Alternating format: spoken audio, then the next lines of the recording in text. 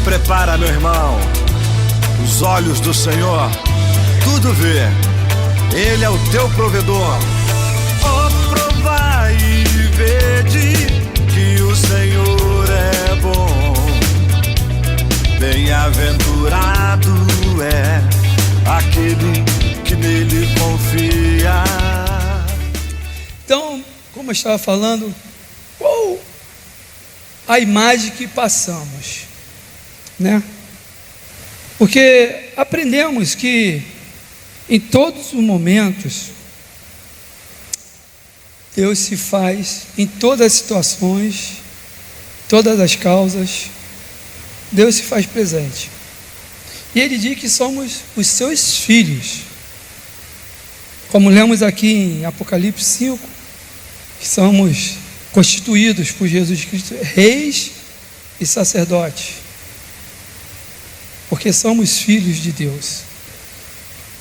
Através de Jesus Cristo foi nos dado essa dádiva, sermos chamados filhos de Deus. Sermos chamados filhos de Deus. E eu quero indagar aqui os irmãos nessa noite. Essa imagem que conseguimos passar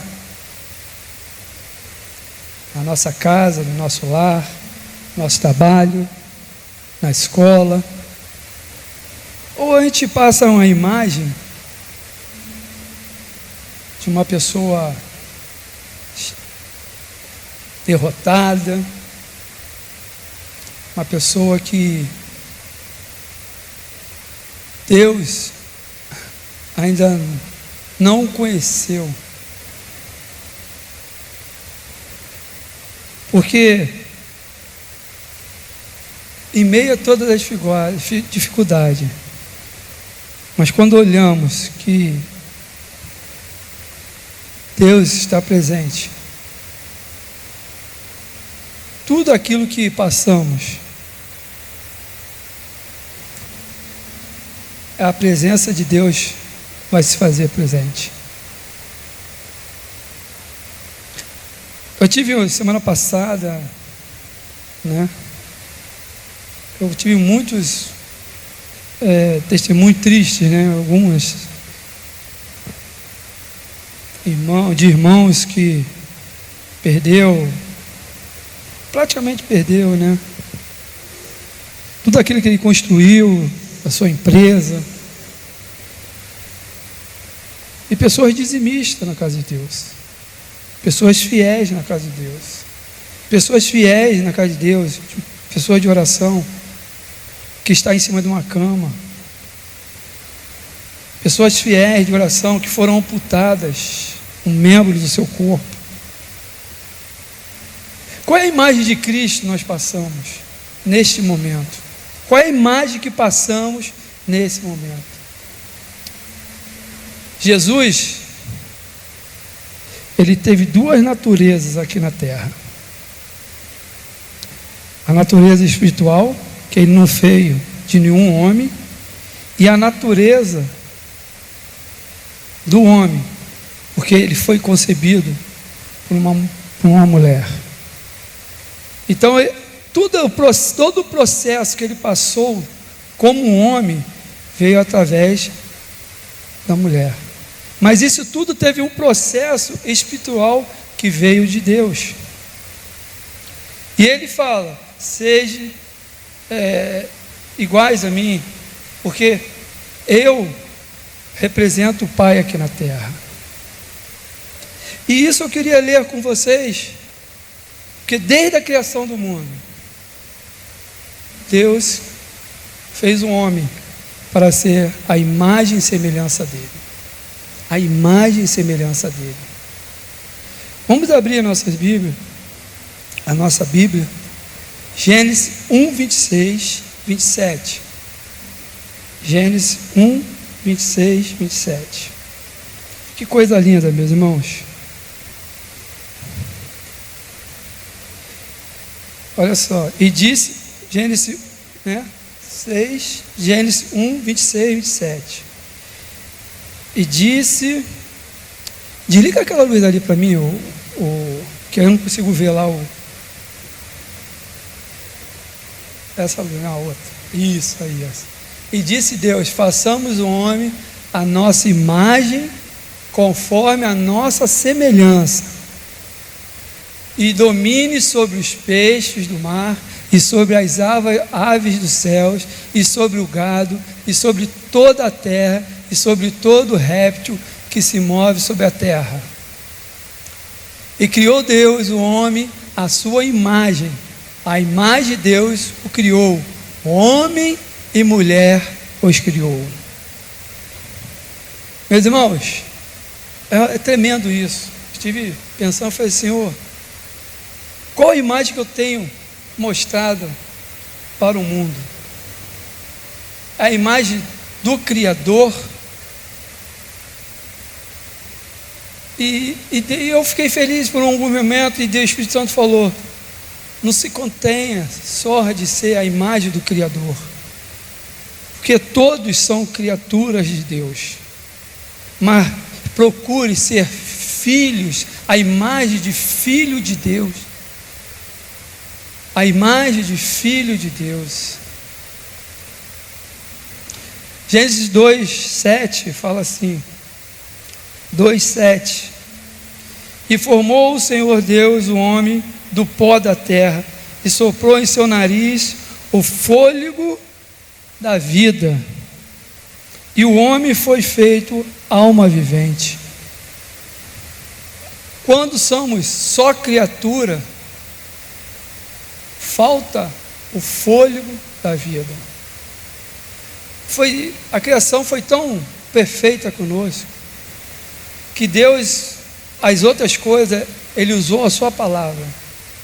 Ele falou: haja, né? E no versículo 3, haja luz. No versículo 6, né? No versículo de 1:6, ele falou que haja expansão. Aí depois, o 9, né? Ajunte-se. Aí tudo foi falado. O 11, produza. O 14, que haja. O 20, que produzam. Foi toda ordenança do Senhor Deus. Mas quando Ele chega no homem, Ele não usa só a palavra. Ele vai lá e pega o barro e constrói o homem. Tem o prazer dele mesmo, com a sua mão, nos fazer. E depois de pronto, aquele bonequinho, né? Tipo, não Pinóquio é semblante da mentira, né? Mas um boneco ali. E ele sopra a vida, e aí se torna um ser vivente. E esse sopro o Senhor tem nos dado a cada dia, meus queridos. É isso que nos torna vivos, não só como criaturas, mas como filhos de Deus. E esse sopro do Espírito Santo é que vai nos dar poder e força para vencer essas batalhas que enfrentamos. Por acaso, né, os apóstolos que tiveram suas mortes, e hoje o pastor Ralph trouxe uma boa palavra, eu por mim ficaria a tarde toda ali ouvindo essa palavra muito gostosa, né? Os apóstolos foram todos eles mortos, e antes de morrer foram torturados. Isaías foi cortado ao meio, homens dedicados totalmente a Deus. Mas qual foi a imagem que eles apresentaram em meio a essas dificuldades todas? Paulo e Silas estavam certa vez presos, depois de terem sido espancados, foram presos por causa do nome de Jesus. E aí eles começaram, em torno de meia-noite, a palavra fala, eles começam a louvar ao Senhor. Santo, Deus poderoso, todo machucado, preso, com corrente em suas voltas do seu corpo, à volta do seu corpo, e ele lá louvando: Santo, Santo, e os presos tudo ali olhando, e ele louvando: Santo, Deus poderoso, e os presos ali olhando, e Santo, Santo, Deus poderoso, todo machucado, as feridas inflamadas, e eles dizendo: Santo, Santo, Deus poderoso. E aí sabe o que aconteceu, meu irmão? Houve um terremoto, as cadeias caíram por terra, os grilhões foram quebrados, e Paulo fugiu, saiu correndo. Não. Olha que interessante, ninguém fugiu. Sabe por que ninguém fugiu? Que naquele mover, mesmo de dor, Deus tinha um propósito de salvação naquele lugar ali. Mas quando apresentamos essa imagem de Cristo, compreendemos o plano, o propósito de Cristo na nossa vida, mesmo diante de todas as dificuldades, de todos os problemas, mesmo estando ali num momento de dor, mas quando somos filhos de Deus, apresentamos a imagem de Deus a todo o mundo. E aí, quando o carcereiro veio olhar, viu as portas abertas, está lá em Atos, não me lembro o capítulo, mas acho que é 16, se eu não me engano, Atos 16, correto? E vai lá, o carcereiro olha e fugiu todo mundo. Ele puxa a sua espada e quando vai se lançar sobre ela para se suicidar, para se matar, Paulo grita: estamos todos aqui, ninguém fugiu. E aquele homem viu a misericórdia de Deus, porque ele sabia, se ele não se matasse e os presos tivessem sido fugido, ele seria morto de qualquer forma, e uma morte muito pior do que aquela que ele tinha planejado para ele. E eles viram ali, e aquele homem viu a misericórdia de Deus, a justiça de Deus, mesmo aqueles homens feridos, presos, meu irmão. Hoje nós temos os direitos humanos aí, né, que corre para que você, se for injustiçado numa prisão, seja ali, né, advogado, né, ajudado de alguma forma. Mas naquela época, irmão, uma prisão era 12 metros a fundo do chão, úmida, com bichos peçonhentos, rato, barata.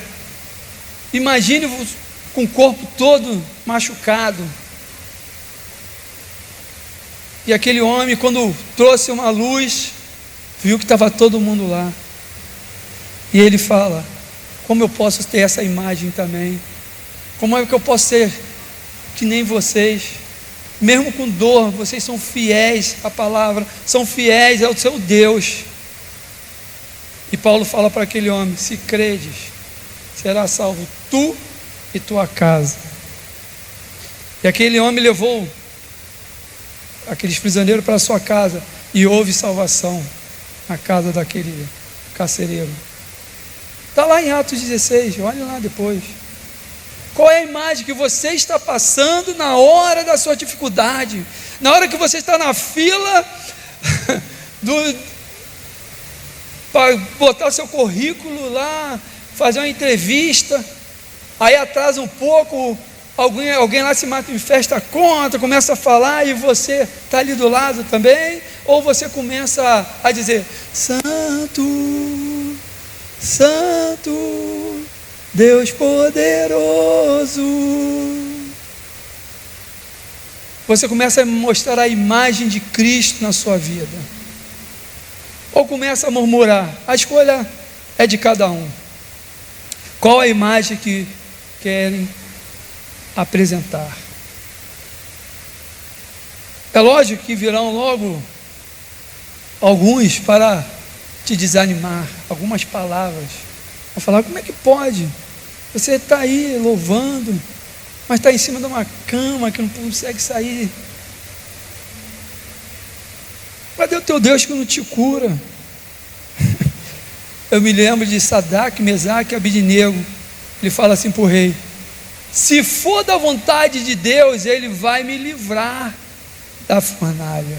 Se for da vontade de Deus, mas eu não me curvarei diante de Baal. mas eu não me curvarei das minhas dificuldades. Paulo ainda fala assim: o que pode nos afastar de Deus? Será a enfermidade? Será as dores? Será a falta de recursos financeiros? Será a perca de um ente querido? Será a mutilação do nosso corpo? O que pode afastar? Nada pode afastar do nosso Senhor Jesus Cristo. Nada. Porque somos imagem e semelhança dele. Ele nos criou com todo carinho. Aí eu falei: pô, Senhor, o Senhor nos criou com tanto amor, tanto carinho, e o Senhor sabia que a gente ia pecar. E Deus falou no meu coração: sabe por que ele descansou no 7º dia? Porque ele quis ser o primeiro exemplo do homem que ia trabalhar e tinha que descansar. Deus não, Todo-Poderoso, vai ficar cansado? É estranho isso. Nunca vocês paravam para pensar? Eu estava pensando, eu falei: Senhor, Tu és todo-poderoso, eu reconheço Tua soberania, Tua grandiosidade, e o Senhor ficou cansado, foi descansar, porque Ele sabia que o homem ia pecar, aquilo que Ele ia fazer, ia pecar, e ia ter tempo de descanso para Ele.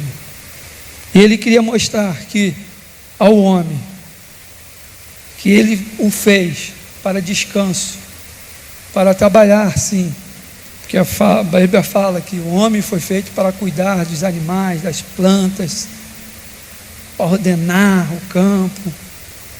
Deus não gosta de pessoas preguiçosas não, meu irmão.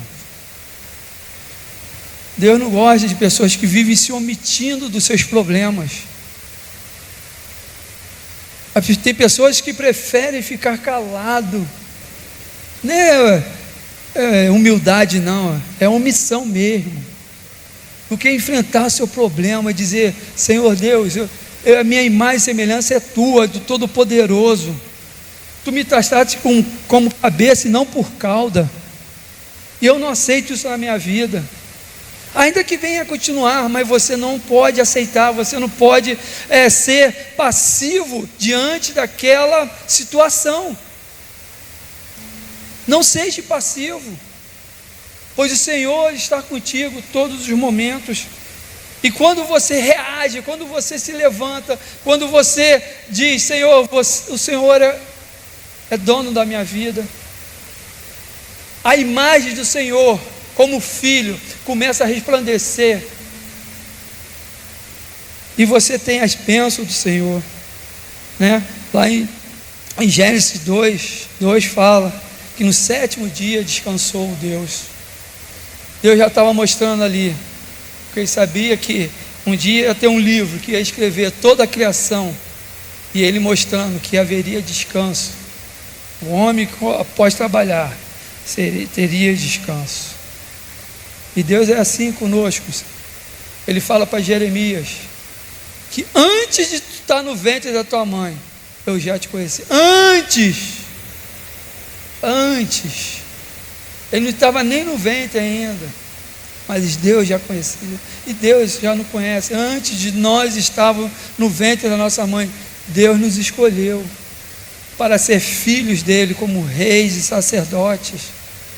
E muitas das vezes jogamos isso fora, porque achamos que não somos dignos de receber essa herança tão maravilhosa que Ele proporcionou através do seu Filho, enviando para morrer por cada um de nós. E lançamos tudo isso fora e entregamos na mão de Satanás. Falamos: Satanás, toma, eu não sou digno disso aqui, você tem razão, eu sou pecador, eu erro, eu vivo essa vida aqui porque eu sou errôneo. Enquanto Deus fala que os seus pecados, os seus erros ficaram para trás, e eis que tudo se fez novo, e é renovado a cada dia na nossa vida, porque nós pecamos, nós erramos todos os dias, e todos os dias Deus tem prazer de nos perdoar. Não estou aqui falando que você vai viver uma vida de pecado, não é isso, meus irmãos, mas é que você tenha consciência que nós somos corruptíveis, né? Porque até recebemos uma nova vida ao qual Jesus prometeu, que foi a única promessa de Jesus, foi a vida eterna. A esse sim, vai ser um corpo incorruptível. Então, meus irmãos, o haja de Deus foi para todas as criações, mas para o homem, ele usou a sua própria mão e deu o que estava dentro de si, o sopro da vida. Nós recebemos o sopro de vida de Deus. Deus é tremendo, meus irmãos, né? E Deus, ele veio para que possamos ser pessoas que ainda meio a todas as tribulações, como ele fala Jesus lá em Mateus 11, 28, o meu jugo é leve, aprendam de mim. Por que ele estava falando aqui ali? Que ele ia passar uma tremenda provação de dor por causa de nós, meus queridos, por causa de cada um de nós. O ser humano, Jesus Cristo, ele sentiu dor, ele sentiu tanta dor antes de ser levado. Ele já lá no Getsêmani, ele orando, começou a suar sangue, né? Era tão angustiosa. Olha só, meus irmãos, a angústia de Jesus era tão grande. E a Bíblia fala que Jesus estava triste. Isso relata a parte humana de Jesus, porque muitas das vezes a gente fala assim: ah, mas era Jesus. Meus irmãos, ele sentiu a dor, o sofrimento que a gente sente da mesma forma, a ponto do seu coração explodir na cruz, de não aguentar de tanta dor, de tanto sofrimento. E a maior dor de todas eram os nossos pecados sobre ele, para que viéssemos ter a vida. Ele deu a sua vida a cada um de nós. E aí, meus irmãos, preferimos viver uma vida de mediocridade. Deus fez tantas coisas por nós e faz ainda, para que possamos compreender que Ele é o Salvador da nossa vida. Eu me lembro daquela passagem da mulher do fluxo. A mulher foi lá, né, fluxo de sangue, e ela vai lá, toca na orla de Jesus e move os céus, a ponto de Deus descer de novo aqui na terra, porque Ele olha para aquela mulher e fala assim: filha, a tua fé te salvou. Jesus nunca chamou ninguém de filho, Ele sempre falou que era o filho e que o pai o enviou, mas naquele momento aqui ali era Deus aqui na terra. E Ele olha para aquela mulher, a fé dela foi tão grande, a expectativa, né, se moveu tanto que ela batalhou, lutou, venceu as barreiras e tocou, que Deus veio aqui na terra e olhou para ela e falou: filha, primeiro veio a salvação, a tua fé te salvou, e depois veio a cura. Aí depois Jesus fala: vá, está curada. O propósito de Deus para nossas vidas aqui na terra é a nossa salvação, meus queridos. Primeiro a nossa salvação, ao qual você foi criado, imagem e semelhança de Deus. Hoje você é a imagem e semelhança de Cristo Jesus, para a glória de Deus, para a manifestação do poder de Deus. Aleluia. Então, pessoal, nós acabamos de abençoar a sua vida com toda essa transmissão e agora vamos nos despedir por aqui. Lembrando que os nossos cultos são quartas-feiras, 7h30 e domingo pela manhã, 9 horas e às 19 horas, aqui na Rua Doutor Augusto Figueiredo, 1859, em Senador Camará. Igreja Metodista da Aliança, uma igreja família, uma igreja que ama você. Que o grande amor de Deus, a graça de Jesus Cristo e a comunhão, a consolação do doce Espírito Santo seja sobre você. Paz.